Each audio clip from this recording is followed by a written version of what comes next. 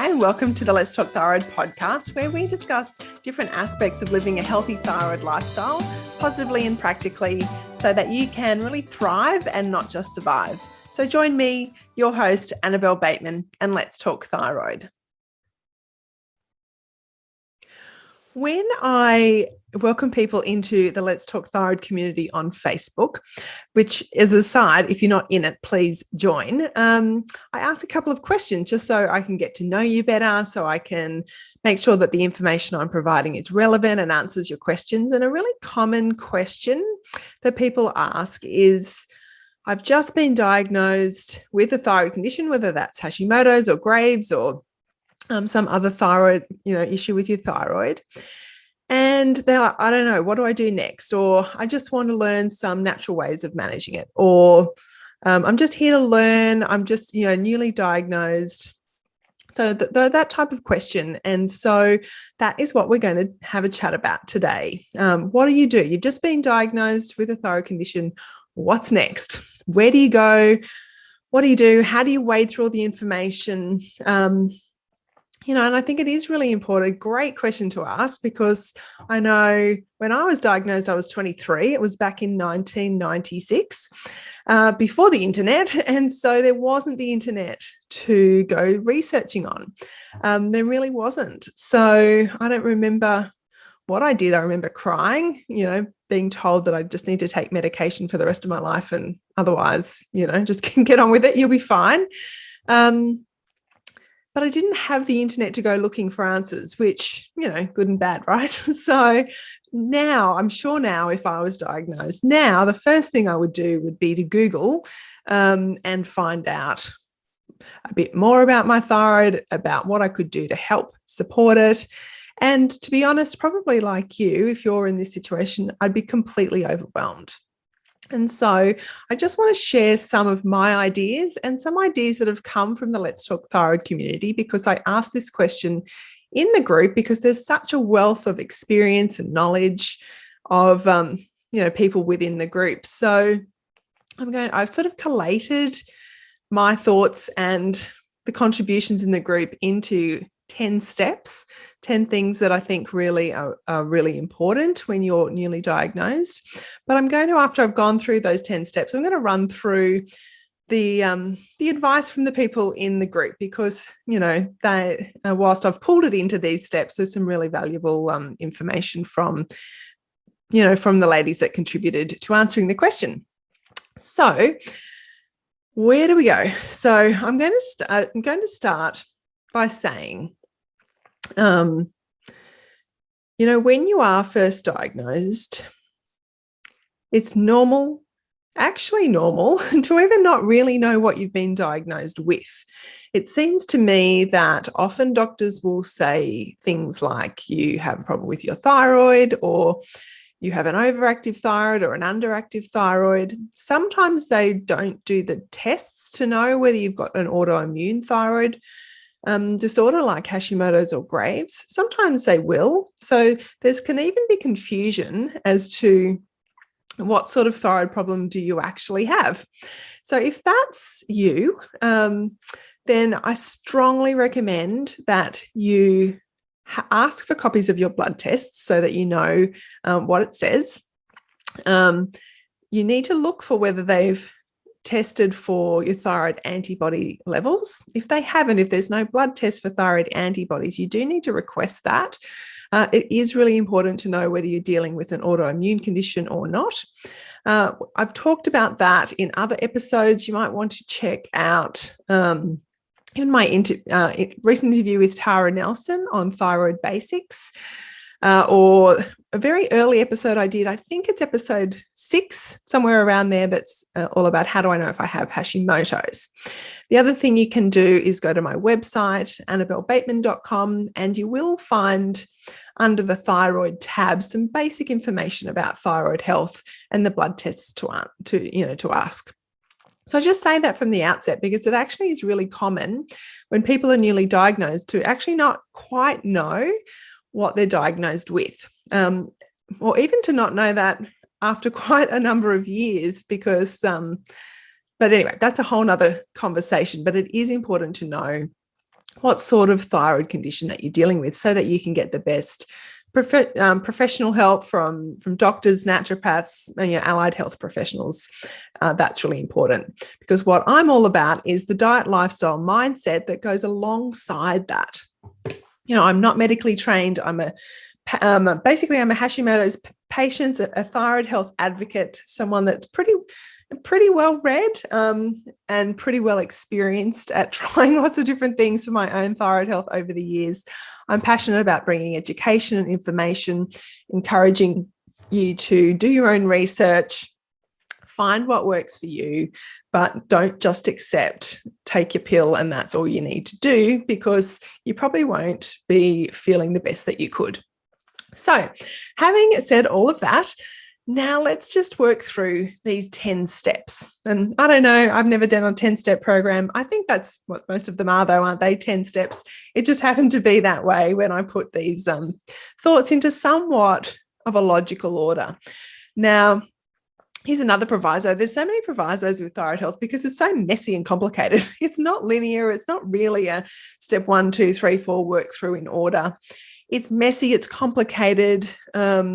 It's not linear. So I'm going to go through these in order. I think there is some logic to the order, but some things will overlap. Some things are quick things to do. Some things will take a lifetime really to work through. So let's go. Step 1, take a deep breath. You don't actually have to deal with everything all at once. Okay, so take a deep breath. This is a marathon, not a sprint. You do not have to deal with everything all at once. So just start off from that perspective. You're going to find lots of information, both from me and from other places that you look. You don't have to do it all at once. So just right from the get-go, let's get it in our heads that we can be unhurried. We can be undaunted. We can take a breath and just step back. And I know this is really hard to do because those of us often with thyroid conditions, particularly autoimmune ones, tend to have personalities that we're just not very good at that. But let's, from the beginning, just take a deep breath. Okay, so step 2 is actually to acknowledge that you have a long-term health issue to deal with. This is not something that goes away. Thyroid health, and if you have an autoimmune component, that means Hashimoto's or Graves. It's lifelong. You can't cure an autoimmune disease. You can manage it. You can put it into remission. You can deal with many of the symptoms. You can improve your thyroid function. There's so many things that we can do, but we need to acknowledge that we have to be in this for the long haul. It's a long-term health issue to deal with, and you can't bury your head in the sand. The thyroid gland is so critical to pretty much every other system in your body. It impacts your brain health, your gut health, your cardiovascular health, your it just impacts everything. So you cannot ignore your thyroid health. Please don't get into your head that it's something you can just kind of set and forget, or just not really deal with, you can't bury your head in the sand. So this takes a bit of time to get your head around. It's a grieving process, and that's really normal. So just understanding that and sitting with that and taking on board that you are in this for the long haul, which actually leads me on to the next point, which is step 3, which is have hope. So you actually have to have hope. We don't have to have it, but I'm here to offer it to you. If you don't have hope, if you think, oh my gosh, I just feel fatigued and foggy and fat and frumpy and all the F things, then it's okay. This is a difficult disease it's difficult. Yeah, it's difficult. Let's just say it's difficult. And as I just said before, it is lifelong and there is no fix. But, and I say but, and it is a very big but there is hope. Please don't take what I just said as in the negative term. We have to deal with this for the long term. That's okay. We've got a long life to deal with this. We don't have to deal with it all at once. We do have to deal with it. There are so many things that we can do and try and implement as part of our everyday lifestyle that can make us feel so much better. So if you're at a point where you don't have hope, just feels hopeless, I understand. I have been there before, and I've borrowed other people's hope. Like I've had health practitioners that have said, it's okay, Annabelle, you can feel better. I know you can get better. And I didn't believe them, but I believed them. I borrowed their faith, if you want to put it that way. I borrowed their hope for me that I would feel better. And I have, and I do. And it's a, twisted, rocky road, but there is definitely hope. So if you don't have it, borrow some of mine until you have your own. But that mindset is actually really, really helpful to have this for the, when you're in it for the long haul. So step 4, alongside of all of that, is know that it's a journey. Okay, and there's something that kind of can sound a bit naff about the word journey, can't it? Like I'm not quite sure. I haven't come up with a better word. So journey it is, but it is a journey, and it's not a straight road freeway journey. It's a twists and turns and roundabouts and U-turns and dead ends and narrow country roads kind of journey, and that's just the way it is. But know that you are the driver in this journey. You're not the passenger. You need to take responsibility for your own health. You need to be the leader of your own journey, and that's very, very empowering. Like this is not a disempowering condition to have. This is it's really empowering. Hold on, I'm just going to shut my door. It's really empowering because you are the bus driver, you are the leader, you are your self-leader, you have that control. You can be the driver of your own health journey, and you need to be, because in the end, no one cares as much about your health as you. That's just the reality. As much as you can find fabulous health practitioners who care and genuinely do, they're not going to care at the same level that you care about your own health. So take that responsibility. Number 5 is start building your support team. Now I've done a whole Instagram TV video on building your support team recently. So check that out, because I really dive into all the different people or categories of people that can be in your thyroid health support team.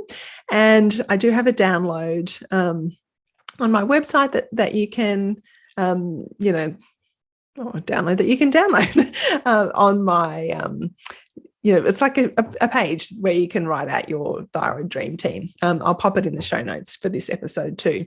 But start building your support team.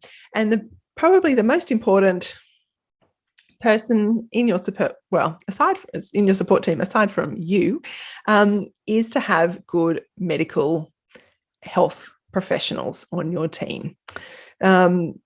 I have found having a good integrative doctor and a good naturopath that know a lot about thyroid health and managing it holistically has been critical to my success, really, in managing my thyroid health. I don't think they're negotiable. I know it can be difficult to find a good doctor. You definitely want to find a doctor that is experienced in dealing with thyroid health, that knows about different medication options, that understands the importance of diet and lifestyle and stress management and mindset. So I will put some links in the show notes as to where you can go about finding a doctor like that if you don't have one. And otherwise, do check out my information that I've already got about building a support team. But it is really important that you start to build one. Consciously, deliberately, actively build your support team. That is number 5. Now, number 6 is start recording. So what you'll want to do is you want to go out and buy yourself a journal and a folder. Now, however you want to do that, you just do that. I'm someone that likes words and bright things and things to look positive. So, find a folder that is bright and cheerful. Find a journal that's got something that inspires you on it, and use your journal to start recording things like the food you're eating, not like a diet diary, but in its sense of, but like, when I eat sugar, I feel like this, to connect your food and your mood, exposure to things like chemicals, activities, just start keeping a bit of a journal. It's really helpful when you go and see, have checkups with your doctor or naturopath or health practitioner, which you should be doing on a regular basis, particularly when you're newly diagnosed and you're trying to figure all this out. It's really helpful because often we do have foggy brain and we can't remember everything, to write things down. So to just start paying attention to, what you're doing and how you're feeling, and just jot those things down. You might also in the journal want to keep records of any changes to medication, or if you start taking supplements and how you feel with those things. It's really, really helpful information to have for your own sake, but also to those who are helping you to manage your thyroid health. And in your folder, well, one, you could keep your journal, so it's all together. But in your folder, you definitely, each time you get a blood test, you want to ask for a copy of that. Keep all the copies. Keep any other scans that you might have, or referral letters, or I don't know, anything. Just have it as a thyroid folder so that everything to do with your thyroid health goes in that one spot, and take that with you to your health appointments. Just keeping a record is super helpful. Number 7 is to forgive yourself, and your doctors and your body and your thyroid and anybody or anything else that maybe hasn't acknowledged, I guess, for not knowing better in the past. Now, you can't know what you don't know, can you? But it's easy when we're diagnosed to look back, because often we've been suffering for many, many, many years before actually you're diagnosed.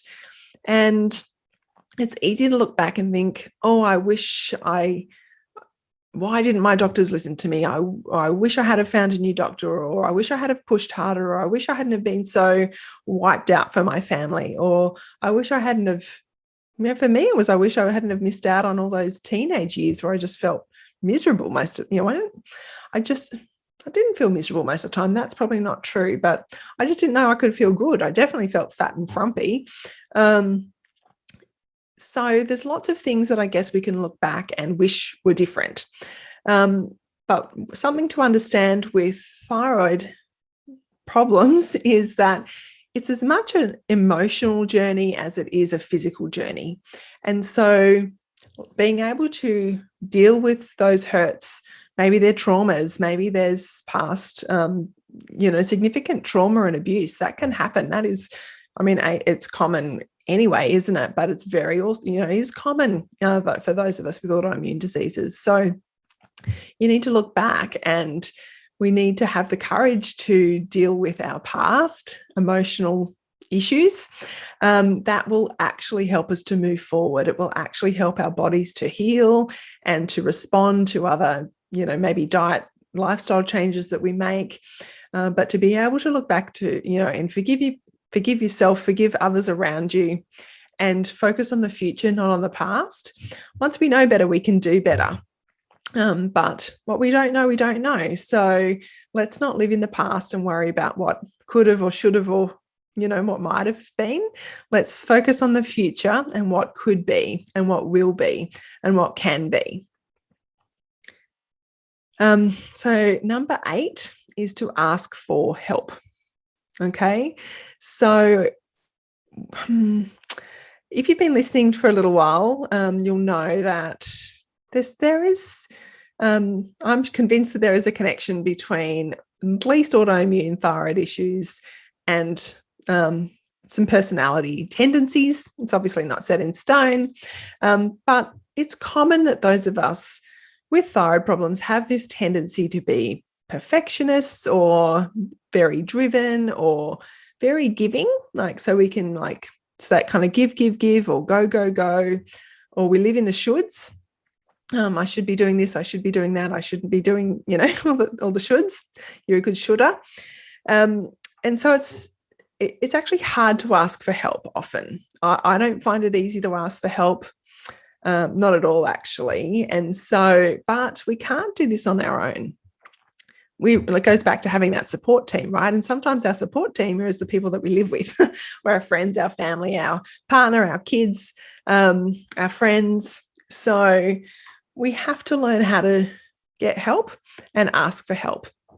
And that could look like outsourcing your ironing or your cleaning or your shopping, or it could be asking for help to find a great acupuncturist, or, it could be asking for help from someone who's, maybe you've got a friend who's got a thyroid condition that's managing it really well. Maybe you could ask them what's working for them. It's really helpful to ask for help. And I get it. It's not always easy to do, but that it is an important thing to do, is to remember to ask for help. So we're up to step 9. Now, step 9 is actually a checklist. So check 9 is really probably the core, to be honest. It's the core of the things that we need to be doing over time, or at least checking in with, investigating, trying over time. And I mean over a period of years. I don't mean over a week, because these are the factors that really become part of our lifestyle, become part of a thyroid-friendly lifestyle. These are things that will need to be addressed. You don't have to do them all at once. In fact, it's probably not really even possible to really do it all at once. But I've put them in as a checklist because that was one of the suggestions, actually, from Anna, who is in the Let's Talk Thyroid community. She said, I wish when I was first diagnosed that someone gave me a checklist of things to consider. And I'm like, yes, that would be helpful. And in a sense, I'm actually writing a book at the moment, all about all of this sort of stuff. And what I'm really hoping is that when the book comes out, that it's just like it is the resource for when people have been newly diagnosed and they want some help, that they can get a copy of the book, and there's lots of information and practical tips and tricks and recipes and about all of these different things we're about to talk about. But at the moment it's not out yet. I'm about to start meeting with an editor, so that could be a very humbling experience, I expect. But so until then, I'm going to kind of I'm not letting all the cats out of the bag yet, but there's no real secrets with me. Pretty much what you see is what you get. I pretty much share all my information anyway. But these are the things that are in the checklist that over a period of time you will need to explore, investigate, try, educate yourself about. So I'm just going to run through them briefly before we get to number 10. So they're things, and these aren't in really any particular order. Root cause. You will at some point need to think about, try to work out. It's a bit of a guessing game, but what got you to having a thyroid condition? What might have triggered it? What are your root causes? Common factors are things like, dietary triggers, chemical triggers, pathogens, different lifestyle factors. So there's no magic answer. I don't think there's a test to do to figure out your root cause, but over time, have a think about it. It is worth it, because you want to be trying to avoid those things that might keep triggering or keeping your thyroid in a less than optimal state. So you definitely want to consider root causes. The next one is mindset. A lot of these steps that we've just talked about really are mindset issues, aren't they? Having that positive approach, having just the way you approach it as a long-term issue, that's all part of mindset, and it's really critical to your success at just feeling good and being able to handle the ups and downs and twists and turns of living with a thyroid condition. The next one, which is another major one, is stress. I like to call it learning to unwind, but because we need to learn how to remove stress, reduce stress, manage stress, all of what really comes back to the beginning about taking those deep breaths, letting go of what doesn't matter. But really that stress has much bigger impact on our body than we realize. Tied into that is our emotional health. Like, this is a very much an emotional journey as well as a physical journey. There is grief involved, there is pain, there is hurt, there is frustration, there's disappointment.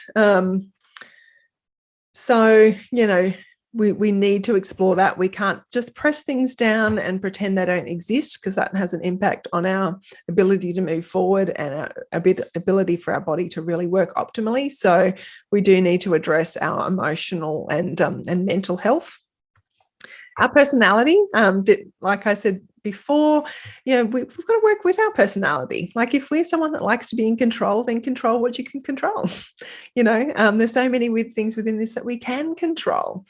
If you are driven, well, just be driven to be the best at relaxing that you can be. There's lots of different ways we can play with our personality. If you're all or nothing, then you might want to tackle some of these things a little bit more full on.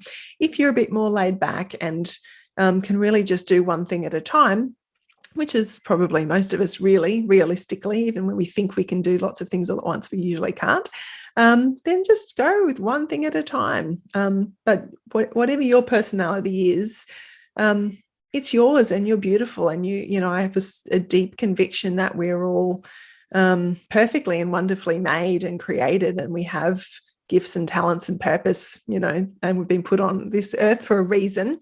I don't believe we've been given wrong personalities. I think we've got strengths and weaknesses that we can work with. So work with them, work with your strengths. That's what I would say. Sleep is another thing that absolutely critical, that we just have to learn how to get quality and quantity sleep. We just can't have a thriving thyroid without it. That's pretty much what it is. So that's an ongoing issue for me. Certainly not something I've mastered. I've tried lots of different things. But we just do need to work on sleep. You can't compromise on sleep if you want to feel great when you've got a thyroid condition. Now, food and gut. Now, I think many people would expect I'd put this up as number one. It's certainly the place that a lot of people start when it comes to like those sort of lifestyle changes, is food and dietary changes. It is, I think, is critical. It's certainly been fundamental to my improvement in my thyroid health. So I do think it's foundational, but I didn't put it at the top because I think it's easy to think that if you start with food, it just ends with food. And it doesn't. It might start with food. Maybe that is where you choose to start. Highly recommend at least a gluten-free diet, if not a paleo-esque style diet. Seems to work for lots of people, not just me. But that gluten, grain, dairy, sugar-free, definitely gluten-free. That's a non-negotiable in my view, certainly in my experience and in having talked to many different professionals on the podcast. So go check that out. There's a great episode just recently on, what's the big deal about gluten with Whitney Morgan. So just go check that one out. That's been a hugely popular episode. But dealing with food and gut is a non-negotiable, but it's not the only thing we can do. Medications we've put in there, understanding that with thyroid health depends on whether you've got overactive, underactive. Obviously, if you're dealing with thyroid cancer or nodules or other things, then that we have to be taking the advice of our doctors that, or considering at least seriously considering the advice of our doctors, I do get a little concerned when people say they don't want to take thyroid medication. But it's not my place to provide any advice around this, but I do think it's important to have a doctor that understands there are different medications.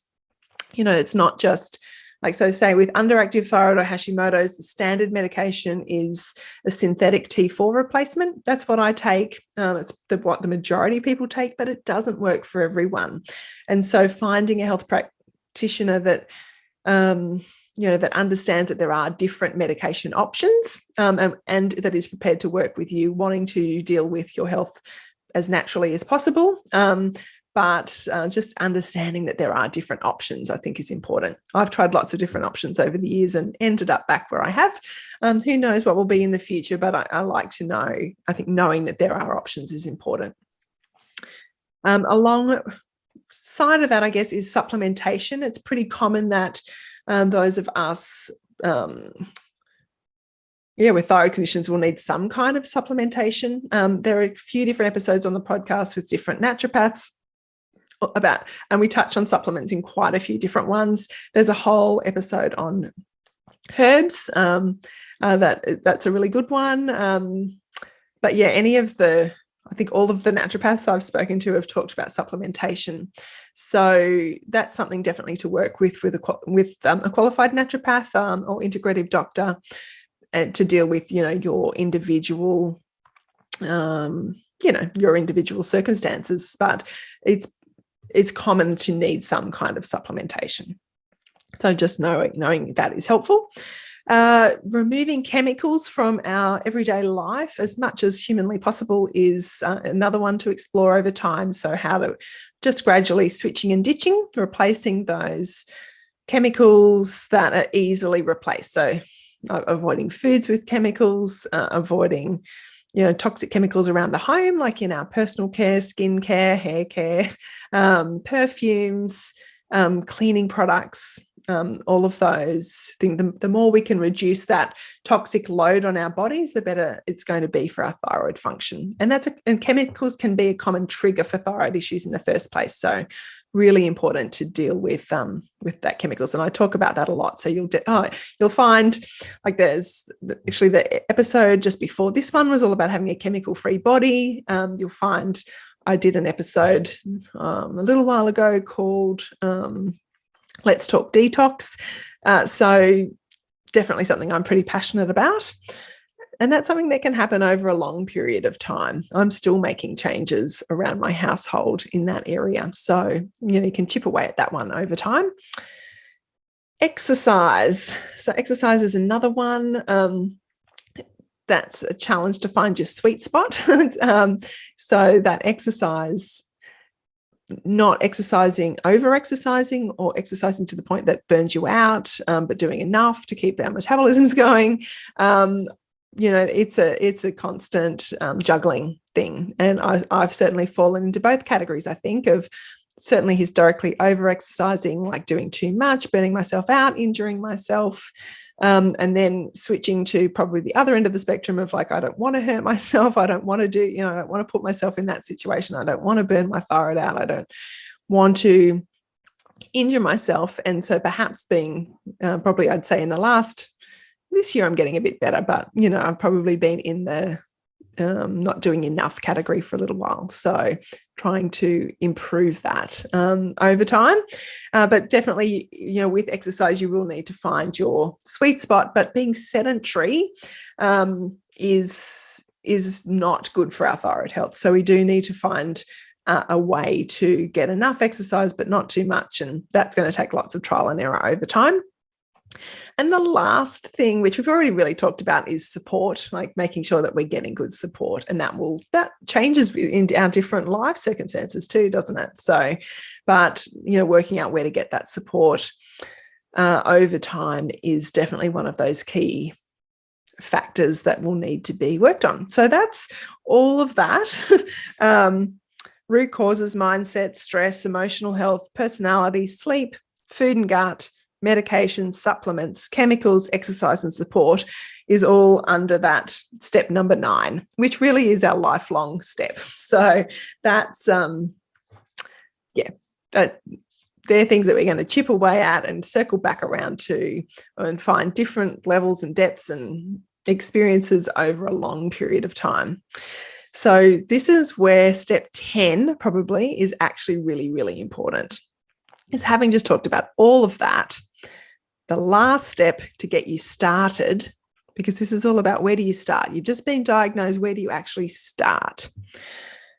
Well, I would say step 10, you start with one thing at a time. It doesn't, it might matter where you start depending on your own, how bad your health is, how bad you're feeling, what your symptoms are. So I'm not saying it doesn't matter where you start, but it matters that you start. And it also matters that you don't get so overwhelmed that you don't start. That's probably more my point, is start somewhere, start small. I'm going to start really talking a bit more about the KISS principle. Keep it super simple. Keep it super simple. Start with one thing. Maybe that's removing all the plastics from your cookware at home. Maybe that's cutting gluten out of your diet. Maybe it's really looking at your calendar and pulling, taking out the non-essential things so that you've got time to breathe. Maybe it's finding a good holistic doctor that can be in this for the long haul with you.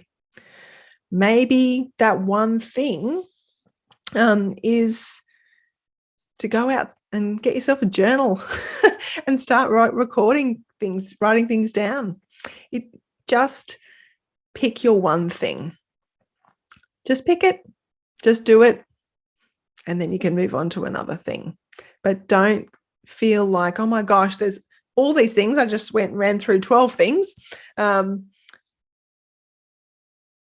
get so overwhelmed with all those things that you do nothing. So pick one thing. Remember, it's a marathon, not a sprint. You don't have to start everything all at once. Just do one thing. Just KISS. Just keep it super simple. So that is my 10 steps. 10 steps for when you've just been first diagnosed with a thyroid condition. I think they're probably 10 steps that all of us could dip into from time to time. So I'm just going to go back over them really quickly. 1, take a deep breath. 2, acknowledge this is a long-term thing. 3, have hope. 4, know it's a journey. 5, build your support team, starting with a good doctor. 6, keep records. So get yourself a journal and a folder. 7, deal with the emotional side of it. Forgive yourself and move forward. 8, ask for help. 9, over time, and I mean over a long time, you need to work through those different things on the checklist. And number 10, pick one thing and start there. That's it. They're the 10 things. That's your 10-step process. So, having said all of that, I'm going to tell you in a minute some of the advice from the different people in the thyroid community, because there's some awesome things there. But I just want to say, I still know that it's overwhelming, and I know that it's hard to know the best place to start. And I do offer a lot of different resources that might help you. And so I just want to highlight what some of those are, because I like to help. I want to help. So obviously the podcast, there's a wealth of information now in the podcast. I've had some fabulous guests. I've got lots of great ones left to come and topics that still to explore. So if you don't already listen to the podcast, it's completely free. You definitely should get on board with, obviously if you're listening to this, you're listening to the podcast, aren't you? If you haven't listened to other episodes, go back and listen to them. The first, 10-ish are pretty foundational, really. Like I was quite deliberate when I started to make sure I covered some foundational topics. So go back and listen to them. So there's some great resources there. I do offer a strategy session. So I know I talk about that a little bit, but if you just want, like I did my life coach training back in 2002. I had a life coach business called Living Edge Life Coaching for a good few years. Before I had kids, whilst I started having my kids, and really probably formally and informally have been kind of coaching people for, I don't know, what's that, the better part of 17, 18 years. So if you want a strategy session, like I want to just nut out your first step and let's get really practical, then book a strategy session with me. I'd love to spend time with you and get you started on your journey. Otherwise, I do offer a 30-day Kickstart program, which is really 30 days worth of emails helping you to kickstart, particularly the diet and mindset side of living with a thyroid condition. You can start at any time you like. From time to time, I run group intakes. So stay tuned for that, but you can really do it anytime you're ready. I just time the emails to land into your inbox when you're ready to start. So you can just head to annabellebateman.com/kickstart and get all the information for that. So there we go. There we have it. And of course, the Facebook group, I mentioned that at the beginning, but if you're not in the Facebook group, it really is a lovely place to be. In fact, just earlier, just before I started recording, actually, I'll find it while I'm chatting. There was a really lovely comment in the Facebook group. People ask their own questions and the community responds, which is really lovely, and one of the responses was basically I totally agree that loving the posts, and then somebody else says, I totally agree, after 20 plus years from being diagnosed, I finally feel I have answers from real people who live like I do, not from doctors that just tell you to take this pill. Annabelle, your forum is the best. Thank you. So the forum is the best because of all the fabulous people that are in the forum. So if you're not in that, please do. That is a fun place to be. So given that what I want to do is just say, this is some of the advice from other people, some of which is kind of incorporated in what I've already been talking about, but here's some other, and probably a bit more specific advice. So this is from Jackie. She says, keep a journal of your food, mood, and chemical triggers and listen to what your body is telling you. Yes. So that was a couple of people talked about journals and writing things down. So that's where that kind of keep a record advice comes from. Jackie also says, rest. Treat yourself and your diagnosis with respect and love. 100%. It's a journey, you're the driver, not the passenger. You need to take responsibility. Don't just go along for the ride, but be the driver. Nikki says, learn all the options, physically and emotionally. Understand that it is that physical and emotional journey. Understand the emotional impacts of having the disease. There is an emotional impact, and understand how your personality might impact it too. Sandy says, learn to accept the past and forgive yourself for the impact your health has had on yourself and others before you knew what it was. Marie says, learn how diet, stress, and lifestyle impacts. Your doctor probably won't tell you. Get help in knowing how your body reacts to certain things. Educate yourself. Look for and deal with your root causes, not just the symptoms. Look beyond the standard Western medical model and explore your emotional baggage and deal with it. So that takes a lot of courage to do that. Vanessa says, don't beat yourself up over what's happening in your body and don't define yourself by it either. So that is really great advice. Anna says, find the root causes. So you can see there's, a few little trends going on. Find your root causes, lead your own healing journey. So again, take responsibility, be the driver. And Anna says, I would have loved to have had a checklist of where to start. Well, now, Anna, you do. I know you're already well and truly on the journey, but now there is a checklist. And she says, food, lifestyle, medication, supplements, exercise, mental health.